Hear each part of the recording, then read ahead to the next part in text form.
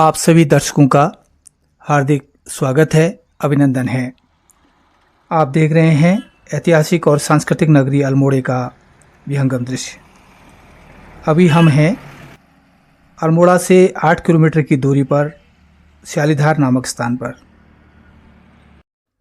यहाँ पर अत्यंत सुरम्य और मनोहारी प्राकृतिक स्थान पर आधुनिक विज्ञान प्रवर्धन प्रयोगशाला मानसखंड विज्ञान केंद्र स्थापित किया गया है। भारत सरकार, संस्कृति मंत्रालय के राष्ट्रीय विज्ञान संग्रहालय परिषद तथा उत्तराखंड विज्ञान एवं प्रौद्योगिकी परिषद के सहयोग से संस्थापित यह अमूल्य उपयोगी धरोहर का लोकार्पण उत्तराखंड राज्य के माननीय मुख्यमंत्री श्रीमान पुष्कर सिंह धामी जी द्वारा दिनांक 10 मार्च 2024 को किया गया। राज्य सरकार द्वारा 6 एकड़ की भूमि प्रदान की गई और इस धरोहर का यहाँ पर निर्माण किया गया। यह आम जनमानस तथा पर्यटकों के लिए बहुत दर्शनीय स्थान है।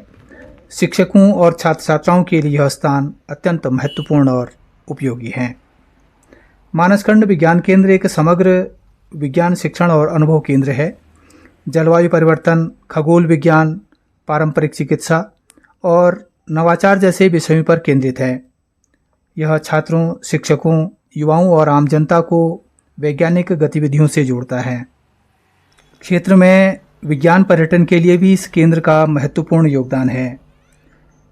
विभिन्न विद्यालयों से बच्चे यहाँ आते हैं और अपनी वैज्ञानिक अभिरुचि को जागृत करते हुए बहुत ज्ञान अर्जन भी करते हैं।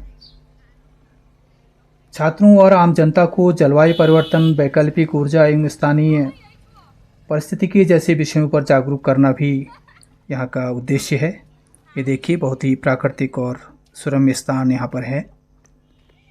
बहुत शांत और एकांत स्थान पर स्थित यह विज्ञान केंद्र बहुत ही अच्छा अनुभव प्रदान करेगा। हम चलते हैं, निदेशक महोदय से अनुमति लेते हैं कि हम इस बहुउपयोगी स्थान की वीडियोग्राफी कर सकें और अपने दर्शकों के लिए, पर्यटकों के लिए और छात्र छात्राओं के लिए यहाँ का ज्ञान, यहाँ का अनुभव शेयर कर सकें।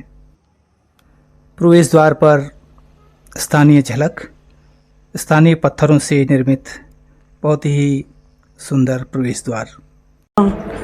सर, मैं आपका शुभ नाम जान सकता हूँ? हाँ, मेरा नाम भास्कर देवड़ी है। मैं मानसखंड साइंस सेंटर में एज ए डेमोन्स्ट्रेटर काम करता हूँ। सर, आपका godly service and travelling channel पर हार्दिक स्वागत है। तो इस मानसखंड विज्ञानशाला के विषय में जानकारी दीजिएगा आप। जैसे यहाँ पे एक एग्जिबिट है, इसमें लिखा है कि आप कहाँ पे आराम महसूस करते हैं।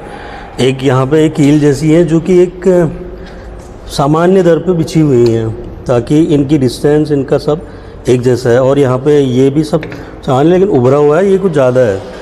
तो इस पर बैठ के आपको पता चलेगा कि आप किस में कंफर्टेबल हैं, उसमें, इसमें। तो उसके बाद क्या फ़र्क पड़ेगा बैठने से? नहीं, आप यही है कि आप किस में आराम महसूस करते हैं। Okay sir.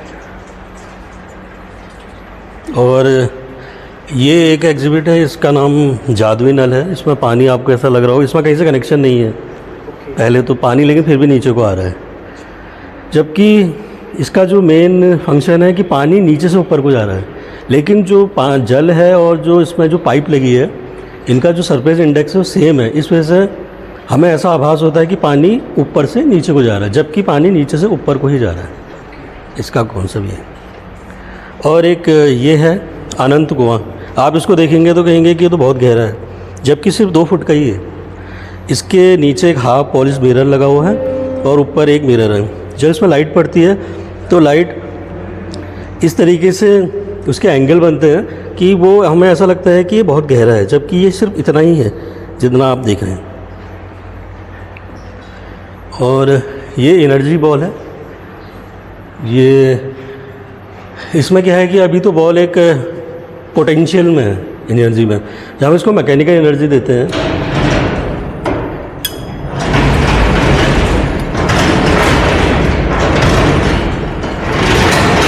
तो ये काइनेटिक एनर्जी में चेंज हो जाती है। और इसका जो अलग अलग तरीके से सर्कुलर, सिलेंड्रिकल बनाया, तो बॉल इस तरीके से ट्रैवल करती है। एनर्जी का ट्रांसफॉर्म हो रहा है अलग अलग लेवल में।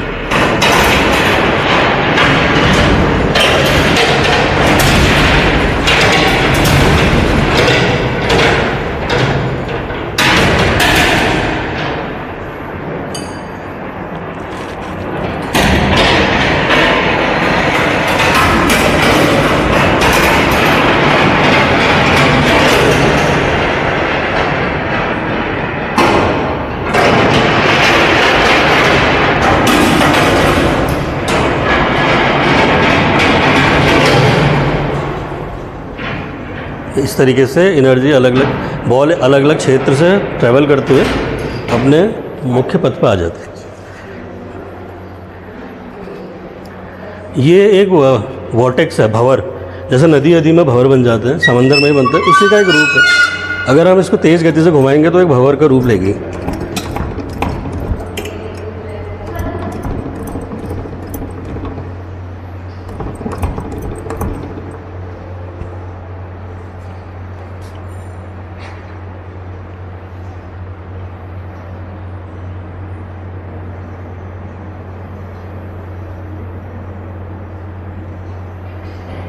ये बनने लग गई।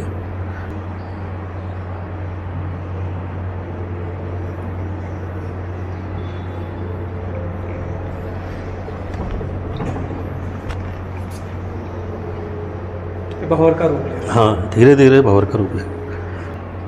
ये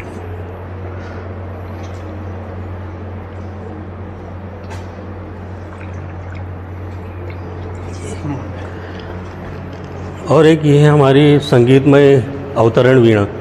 जब हम इसके ऊपर से हाथ फेरते हैं तो हमें संगीत सुनाया जाता है। इसमें एक इंफ्रारेड सेंसर लगा हुआ है। जब इसके ऊपर से कोई चीज़ आती है तो सेंसर को काटता हुआ जाता है तो एक ध्वनि उत्पन्न होती है।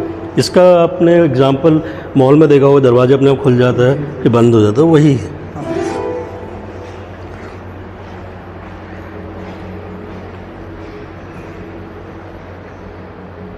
ये है पाइथागोरस थ्योरम। ये मैथ्स में पढ़ा होगा। इसमें क्या है कि ये जो दो ब्लॉक है, इन दोनों का जो क्षेत्रफल है इन दोनों का वो इसके बराबर है। तो यहाँ पे एक राइट एंगल बनता है, राइट एंगल ट्रायंगल। तो ये इन दोनों का लिक्विड इसको पूर्ण रूप से भर देगा। लेकिन इसमें ये ऐसा नहीं है, क्योंकि ये राइट एंगल ट्रायंगल नहीं है, तो इस वजह से ये पूरा नहीं भर पाएगा, कुछ लिक्विड यहाँ बच जाएगा। और एक ये है, हमें पंखे को रोकना है एक पॉइंट पर। आपको ऐसा लगेगा पंखा रुक गया, जबकि वो रुका नहीं है। जब इसकी घूमने की गति और ये जो रोशनी में पड़ रही इन दोनों की फ्रिक्वेंसी सेम हो जाती है, तब हमें आभास होता है कि पंखा रुक गया है, जबकि रुका नहीं है। अब ये एक सीधी रेखा है, अगर हम इसको थोड़ा करते हैं तो ये हाइपरबोलॉइड में चेंज हो जाता है। इसका सिंपल है, ये कोई ज़्यादा वो नहीं है, ये आपको इसमें। और एक ये है, इसमें हम इसको कितना भी घुमाएं ये दो केमिकल मिक्स नहीं होंगे।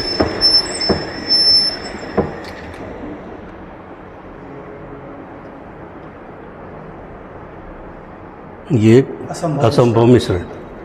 और एक अप टू डाउन है, जो यहाँ पे क्या है,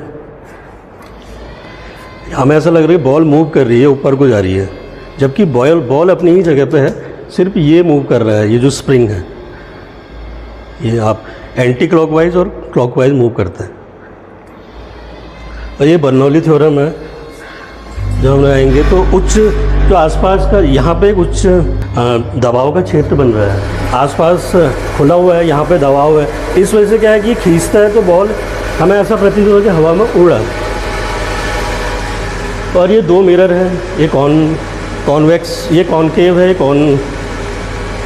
कॉनकेव है, कॉन्वेक्स है। तो ये दोनों का एक साथ किया गया है, तो हमें यहाँ पर उल्टा दिख रहे होंगे आपको प्रतिबिंब, और यहाँ पर उल्टा, जिसकी ये कॉनकेव उभरा हुआ। तो ये देखिए आपका, और ये कॉनकेव है, ये कॉन्वेक्स है। तो आपको मैं यहाँ पे थोड़ा मोटा लग रहा हूँ, यहाँ पे मैं थोड़ा लंबा लग रहा हूँ, ये इसका है। और ये है ट्रांसफर ऑफ मोमेंटम। जब हम एक बॉल को यहाँ से ट्रांसफ़र करते हैं तो उतना ही वही वहाँ से भी एक ही बॉल ट्रांसफ़र करें, क्योंकि हमने एक ही को वो मोमेंट दिया हुआ है। तो हाँ, ये अगर मैं यहाँ से दो को लेता हूँ तो वहाँ से भी दो ही बॉल विस्थापित होंगे। ये और ये है थाली, हेड ऑन अ प्लेटर। जब बच्चे इसके अंदर जाते हैं तो ऐसा लगता है कि उनका सर थाली के ऊपर है। हम थोड़े बड़े हो गए तो जो जगह कम है, तो ये ऐसा लगता है, क्योंकि ये एक तरीके से वो जादुई टाइप का है। ये शीशा लगा हुआ है, तो हमें ऐसा लगता है, ऐसा लगेगा कि थाली में सर है।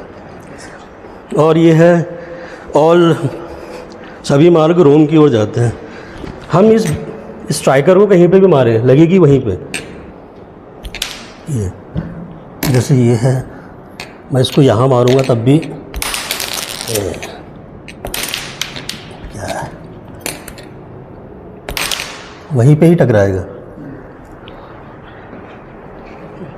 ये है क्यूरी पॉइंट। मैडम क्यूरी जिनको नोबेल मिला था उनने पॉइंट, उनके नाम पे ये क्यूरी पॉइंट है। इसमें क्या है कि आप देख रहे होंगे चुंबक लोहे से चिपकता है, लेकिन एक तापमान में चुंबकीय गुण उसका ख़त्म हो जाता है। जब ये लाल होगा तो ये अलग हो जाएगा, ये अलग हो गया। तो इस पॉइंट को क्यूरी पॉइंट कहते हैं। ये राइजिंग आर्क है, ये गई एक पॉइंट पे आके टूट जाएगा। इसका उदाहरण है जैसे बिजली गिरती है, जैसे ये।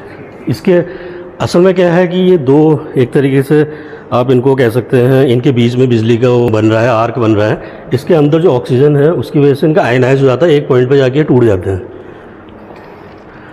सर ये जंपिंग डिस्क है, थोड़ी ख़राब हो गई है, ये एडी करंट के ऊपर था लेकिन अभी काम नहीं कर रही।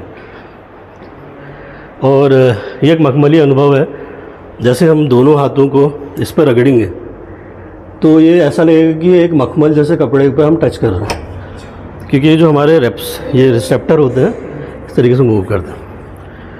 और सर ये है संग, ये जाएगा ऊपर ही, हमने इसको नीचे ले गए ये, लेकिन ये जाएगा ऊपर क्योंकि इसका जो ग्रेविटेशन, जो इसका गुरुत्व केंद्र, उसका केंद्र यहाँ है, वहीं जाके रुकेगा। सर एक ये है, ये सेंट्रीफ्यूगल फोर्स का एक अच्छा उदाहरण है। जब हम इस बॉल को यहाँ पे छोड़ते हैं तो ये लूप में चक्कर लगाते हुए वो बॉल गिरेगा नहीं, क्योंकि उसके घूमने से एक सेंट्रीफ्यूगल फोर्स पैदा हो रहा है, जैसे पृथ्वी के चारों तरफ चंद्रमा घूमता है, उसी का है बोलो। और सर ये है, ये जैसे आपको लग रहा होगा क्या है, ये कुछ नहीं है, लेकिन एक पॉइंट में आपको, जैसे आप यहाँ से देखेंगे आपको लगे छिपकली है। ये असल में रोमन आर्ट है। पहले ज़माने में रोम में ऐसी आर्ट छत में बनाए जाते थे तो उनका प्रतिबिंब नीचे दिखता था, उसी का उदाहरण है।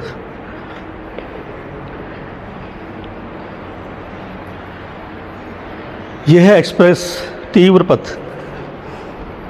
जब हम दोनों बॉलों को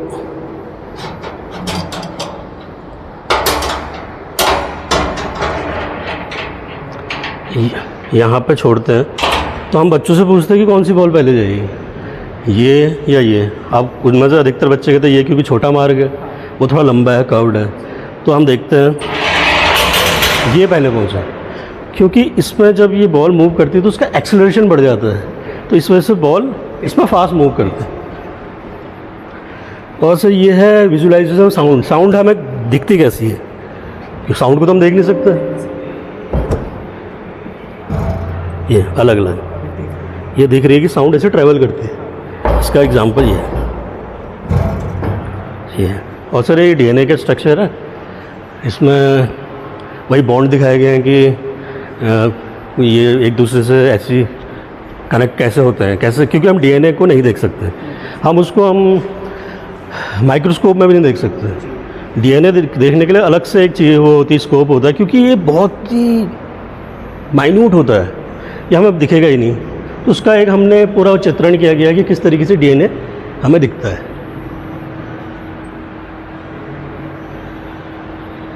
और सर ये तो बहुत प्रसिद्ध पेंटिंग है मोनालिसा की। अब यहाँ से हमें पेंटिंग दिख रही है, लेकिन अब जब इसके करीब जाते हैं तो हम यहाँ देखेंगे कि बहुत सारे चित्रों को मिला के एक कोलाज तैयार किया गया। तो ये एक तरीके से ये जितने भी यहाँ पे फ़ोटोज़ हैं जो ऑल ओवर इंडिया में साइंस सेंटर है, उनकी एक्टिविटीज़ को दिखाया गया है। धन्यवाद, आपका बहुत बहुत धन्यवाद। धन्यवाद सर। कब स्थापना हुई सर सर इसकी स्थापना हुई 10 मार्च 2024। बहुत बहुत धन्यवाद। ये सिर्फ पूरे उत्तराखंड में 2 ही बने हैं, एक देहरादून में रीजनल साइंस सेंटर, दूसरा कुमाऊँ में, यहाँ अल्मोड़े में है। बड़ी सौभाग्य की बात है अल्मोड़ा जैसी जगह में, और यहाँ पर बहुत ही प्रकृति की गोद में यहाँ पर यह स्थित है। तो इसके लिए आप लोग भी यहाँ पर अधिकारी और आप लोग कर्मचारी हैं, वैज्ञानिक हैं, हम अपने government service and travelling channel की तरफ से आपका हार्दिक आभार प्रकट करते हैं। बहुत बहुत धन्यवाद। बहुत बहुत